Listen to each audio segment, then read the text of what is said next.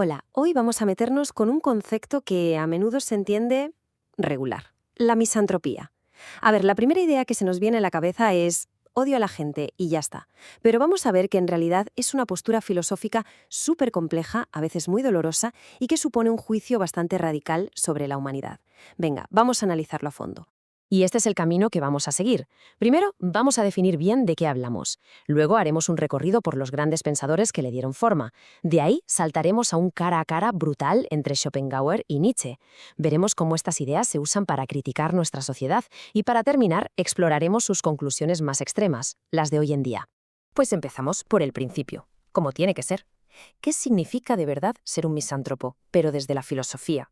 Bueno, la propia palabra ya nos da una pista, ¿no? Misos, odio. Y antropos, hombre. Odio al hombre. Pero ojo, que no hablamos de un mal día o de ser un poco gruñón. Filosóficamente, la misantropía es una conclusión. Es el punto al que llegas después de observar y pensar que los defectos humanos, la crueldad, la estupidez, la avaricia, no son excepciones, sino que son la norma, que forman parte de nuestra naturaleza y que además no tienen arreglo. Y es que lo que dice aquí Platón es clave. Nos sugiere que el misántropo no nace, se hace. No empieza odiando, todo lo contrario. A menudo empieza con una gran confianza en los demás, un idealismo que, de tanto recibir golpes, de tanta decepción, se da la vuelta y se convierte en desprecio. Es, por así decirlo, la herida de un amor traicionado por la propia humanidad. Y con esa idea en mente, vamos a ver a los pensadores que le dieron forma a todo esto. Es un viaje que nos va a llevar desde la antigua Grecia hasta la soledad de la mente moderna. Fijaos en cómo evoluciona la cosa. Empezamos con Platón y la decepción personal. Luego está Timón de Atenas, el caso del libro, ¿no? El filántropo que lo da todo y al que todos traicionan, convirtiéndose en el misántropo por excelencia. Pero con Rousseau, ¡puf!, el foco cambia por completo. La culpa ya no es de las personas, sino de la sociedad. Y ya con Schopenhauer, la cosa se va a un nivel cósmico. El problema no es la sociedad, es la propia existencia. Lo de Rousseau es fascinante, de verdad. Él creía que el ser humano es bueno por naturaleza. El problema para él era la sociedad. La vanidad, la competencia, la hipocresía, todo eso nos corrompe. Su solución, retirarse, una especie de muerte social para poder seguir siendo él mismo, para proteger su esencia. Su desprecio no era hacia el ser humano, sino hacia lo que la sociedad nos obliga a ser. Y esto nos lleva al corazón de la cuestión moderna, al gran combate de pesos pesados del pensamiento, una lucha entre dos formas muy distintas de despreciar la condición humana. Para Arthur Schopenhauer, el panorama es bastante negro. Él dice que el universo funciona por una voluntad de vivir, una fuerza ciega, irracional, que nos empuja a desear cosas sin parar. Y esto nos condena a un ciclo eterno. O sufrimos porque no conseguimos lo que queremos, o nos aburrimos como ostras cuando lo conseguimos. Para él el mundo es, literalmente, un infierno de egoísmos, donde cada uno va a lo suyo, impulsado por esta fuerza sin sentido. Y entonces llega Nietzsche, y le da la vuelta a la tortilla por completo. Él también ve lo malo, claro, pero no se queda ahí. Su desprecio no es un punto final, es un punto de partida. Desprecia al hombre de su tiempo, al que llama rebaño, por su mediocridad, pero lo hace con un objetivo, usar ese desprecio como un martillo para romper con todo y forjar algo superior, el Übermensch, el superhombre. Mirad, aquí se ve la diferencia clarísima. Para Schopenhauer, el problema es la existencia. Todos somos compañeros de sufrimiento y la única salida es la compasión y renunciar al deseo. Para Nietzsche, esa compasión es una debilidad que nos estanca. La humanidad actual es solo un puente que hay que cruzar. Así que la clave es esta. Mientras que Schopenhauer llega al desprecio como una conclusión, Nietzsche lo utiliza como una herramienta para construir el futuro.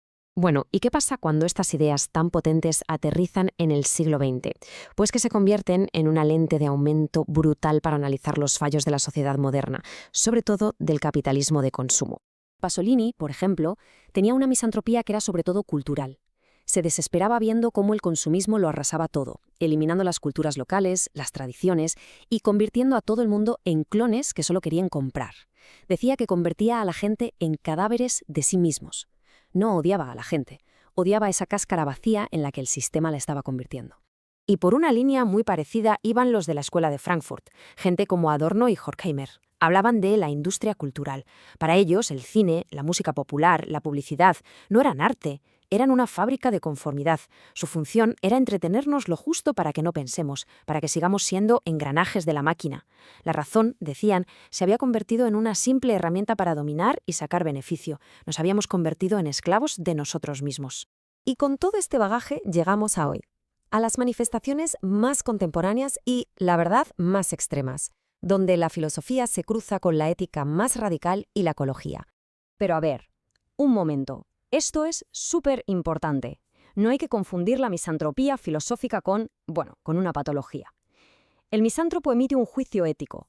No es como una persona con un trastorno antisocial que ve a los demás como herramientas y no siente remordimientos, y tampoco es como alguien con ansiedad social que teme el juicio de los demás.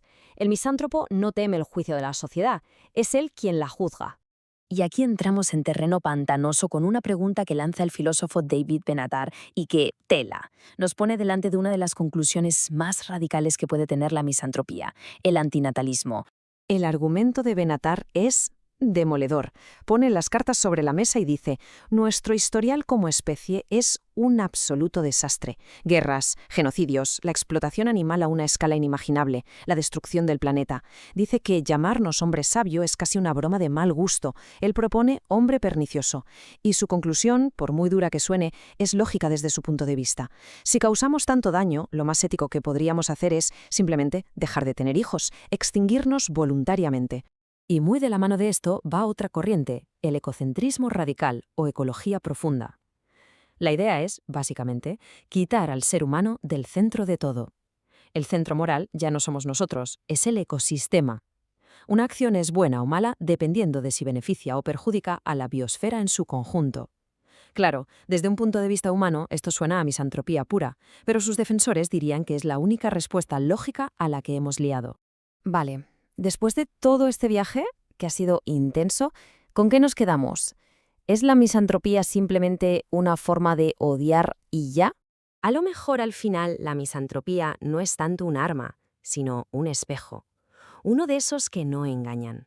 Nos obliga a mirar nuestra sombra, como diría Carl Jung. Nos fuerza a ver de frente nuestra capacidad para la violencia, para la estupidez, para la destrucción. Es lo que nos quita esa cómoda idea de que, en el fondo, somos buenos y que el progreso está garantizado. Así que la pregunta final con la que quiero que nos quedemos es esta.